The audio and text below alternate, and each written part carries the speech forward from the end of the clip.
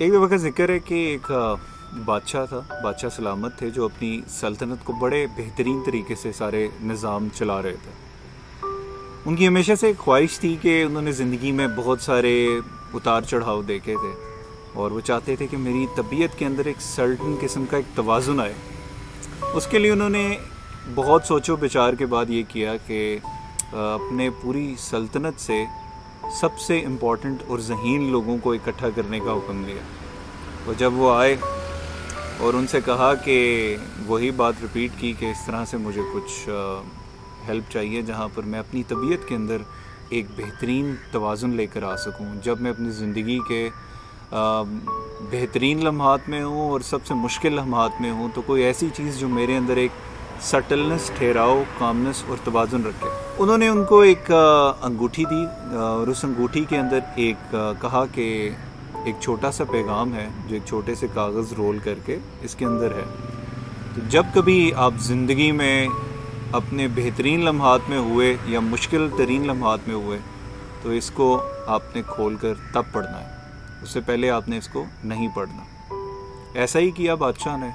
بادشاہ کی زندگی میں دن بہت اچھے رہے، وہ گزارتا رہا زندگی، سال گزر گئے، لیکن شاید اس کو کبھی اس کی ضرورت نہیں پڑی، اور وہ اس کانفیڈنس کے ساتھ کہ میرے پاس ایک سلوشن موجود ہے، تو وہ بھی ایک کانفیڈنٹلی پلے کرتا رہا۔ اچانک ایک دن پتہ چلتا ہے کہ حملہ ہوتا ہے، اور ایک بہت بڑی فوج حملہ کرتی ہے، اور یہ وہ جنگ ہار جاتا ہے، اور یہ بھاگ کر، فرار ہو کر وادیوں کے پیچھے ایک پہاڑ میں جا کر ایک غار میں چھپ جاتا ہے، مایوسی میں، پریشان۔ تو اچانک سے اس کا دھیان میں آتا ہے کہ مجھے تو ایک انگوٹھی تھی میرے پاس جس کے اندر اس کا شاید جواب موجود ہو۔ تو وہ اس انگوٹھی میں سے وہ کاغذ نکالتا ہے، اور اس کاغذ پہ جو لکھا ہوتا ہے وہ پڑھتا ہے، اور اس پہ لکھا ہوتا ہے کہ یہ وقت بھی گزر جائے گا، یعنی کہ this too shall pass۔ اور اس چیز سے وہ اتنا زیادہ انسپریشن لیتا ہے اس بات کی کہ ٹھیک ہے، یہ بھی یعنی کہ عارضی ہے، ٹیمپرری ہے، یہ وقت بھی ہمیشہ کے لیے نہیں رہے گا۔